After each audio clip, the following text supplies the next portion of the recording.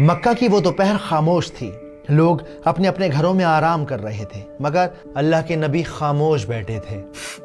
اندر سے دبی دبی سسکیوں کی آوازیں مٹی کی دیواروں سے ٹکرا کر واپس آ رہی تھیں. ان کے بیٹے عبداللہ اللہ کو پیارے ہو گئے تھے. وہ ننھا سا جسم جو کل تک ان کے سینے سے لگ کر سانس لیتا تھا اب مٹی کی گود میں تھا. مگر برابر والی دیوار سے ٹیک لگائے ایک آدمی کھڑا تھا. مجھے بھی بتاؤ ابو لہب کیا معاملہ ہے؟ صبر رکھو عقبہ، صبر. یہ آدمی اور کوئی نہیں بلکہ رسول اللہ کا چچا تھا. اندر سے آتی ہر سسکی اس کے چہرے کی مسکان بن رہی تھی. اور پھر وہ خوشی سے چلایا، بطیرہ محمد، بطیرہ محمد. ختم ہو گیا محمد کا بیٹا، ٹوٹ گیا محمد کی نسل کا سلسلہ. اس کی آواز نے نبی کا دل چیر کر رکھ دیا. غلاموں کو اس نے کھجوریں بانٹی، اپنے دوستوں کے ساتھ قہقہے لگائے اور سب سے کہتا رہا، تم نے سنا میری جان، میرے بھتیجے کی جڑ کٹ گئی، اب کوئی نہیں اس کا نام لینے والا.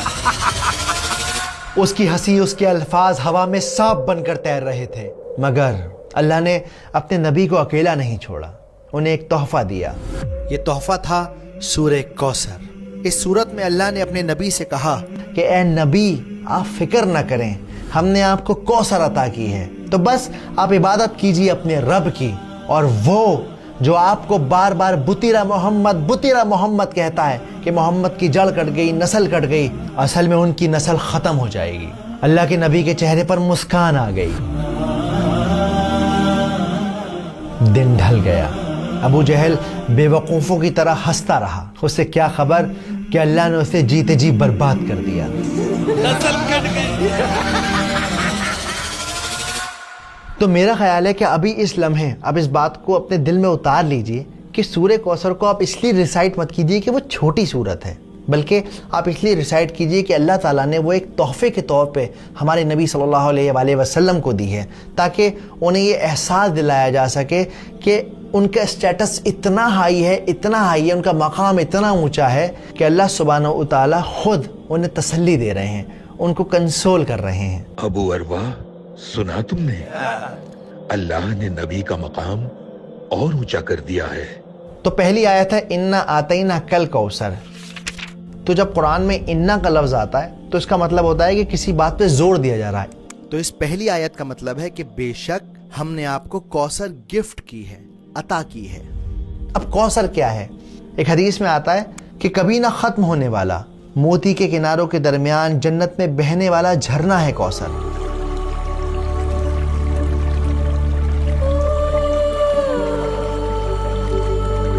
جس کا پانی برف سے ٹھنڈا ہے، جس کا پانی شہد سے میٹھا ہے اور جس کا پانی دودھ سے زیادہ سفید ہے، وہ ہے کوثر. اب یہاں پر آتینا کا جو لفظ ہے اس کا مطلب ہوتا ہے تحفہ دینا، گفٹ دینا. اگر آپ آج کے ماڈرن دور میں سائیکولوجیکلی دیکھیں تو دنیا میں انسان کسی بھی انسان کو 7 وجہوں سے گفٹ دیتا ہے. صرف 7 ریزن ہے جس کی وجہ سے ہم ایک دوسرے کو تحفے دیتے ہیں. جیسے کسی سے کام نکلوانا ہو، کسی کی شادی ہو، کوئی فیسٹیول ہو، یا پھر کسی کے ساتھ تعلقات مینٹین کرنے ہوں، یا کسی نے کوئی اچھا کام کیا ہو تو شاباشی دینے کے لیے آپ تحفہ دیتے ہیں. لیکن اللہ سبحانہ و تعالیٰ یہاں پر آپ صلی اللہ علیہ وآلہ وسلم کو جو تحفہ دے رہے ہیں وہ تحفہ اس وجہ سے دے رہے ہیں کہ وہ انہیں امپورٹنس فیل کرانا چاہتے ہیں کہ ساری کائنات میں آپ بہت زیادہ امپورٹنٹ ہیں، اتنے امپورٹنٹ ہیں کہ اللہ رب العزہ آپ کو خود کنسول کر رہے ہیں، آپ کا مقام اونچا کر رہے ہیں. کوثر جنت کا جھرنا تو ہے، اس کے علاوہ اور کیا تحفے دیے ہیں اللہ نے؟ اللہ سبحانہ و تعالیٰ نے ہمارے نبی کو قرآن دیا ہے جو ہمیشہ رہنے والا ہے اور آج بھی ہمارے ساتھ اور ہمیشہ رہے گا. اس کے علاوہ اور کیا تحفے دیے ہیں اللہ نے؟ اور سب سے بڑا تحفہ یہ ہے اللہ نے اپنے نبی کا نام تا قیامت زندہ رکھا ہے، اپنے نام کے ساتھ جوڑ دیا ہے نبی کا نام. واقعی سبحان اللہ. اس کے علاوہ انہیں بیٹیاں دی ہیں. بار بار ابو لہب کہہ رہا تھا کہ بطیرہ محمد، کوئی لڑکا نہیں ہے ان کا، کیا نام چلے گا ان کا. لیکن آپ دیکھیں آج بھی ہم اپنی بچیوں کے نام آپ صلی اللہ علیہ وسلم کی بیٹیوں کے نام پر رکھتے ہیں، آج بھی انہیں یاد کرتے ہیں. رقیہ، فاطمہ.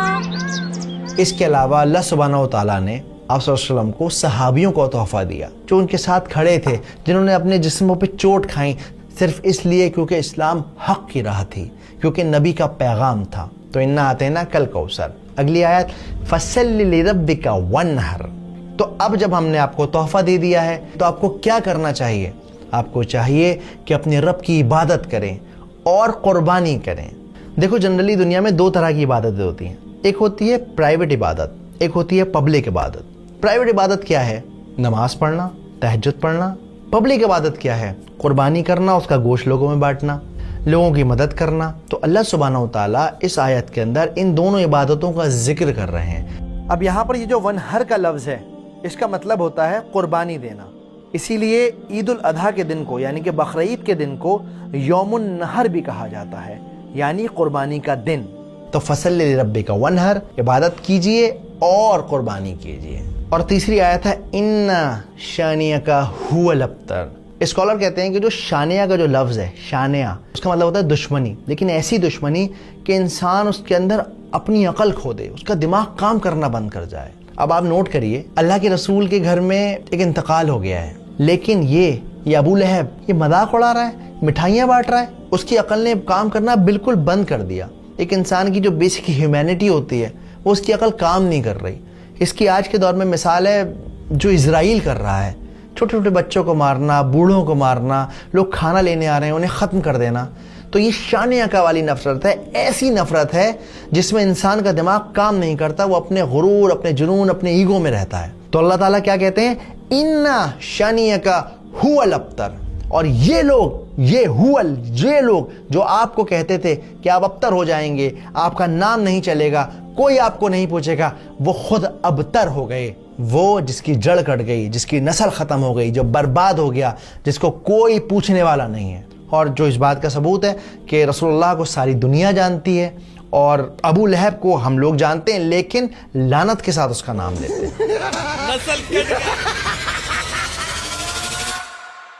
لیکن آج اس صورت کا ہماری زندگی میں کیا ریلیونس ہے؟ کیسے ہم اس صورت کو اپنی زندگی میں اتار سکتے ہیں؟ دیکھیے آج بھی اکثر ایسا ہوتا ہے کہ ہم پریشان ہوتے ہیں نا تو لوگ تانا مارتے ہیں, چار لوگوں میں بیٹھ کر مذاق بناتے ہیں.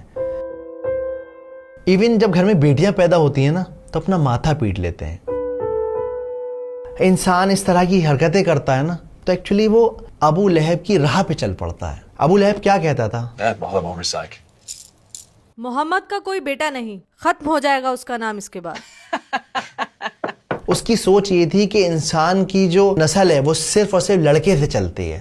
ہمارے معاشرے میں آج کتنے ایسے لوگ ہیں جو اس طرح کی باتیں سوچتے ہیں, بیٹیوں کو بوجھ سمجھتے ہیں, لڑکوں سے اپنے خاندان اور نسل کو چلانے کی کوشش کرتے ہیں. انہیں لگتا ہے میرا خاندان تو جب ہی چلے گا جب میرے گھر میں لڑکا پیدا ہو جائے گا, چاہے اس خاندان کو محلے کے باہر کوئی جانتا نہ ہو, شہر کے بعد کسی کو پتہ بھی نہ ہو اس خاندان کے بارے میں, لیکن چاہیے صاحب لڑکا ہی لڑکا. تو اس لیے اس طرح کی سوچ سے بچیں, قرآن کو مطلب کے ساتھ سمجھیں, اور جب کوئی پریشان ہو تو اسے تسلی دیں, اسے کمفرٹ کریں.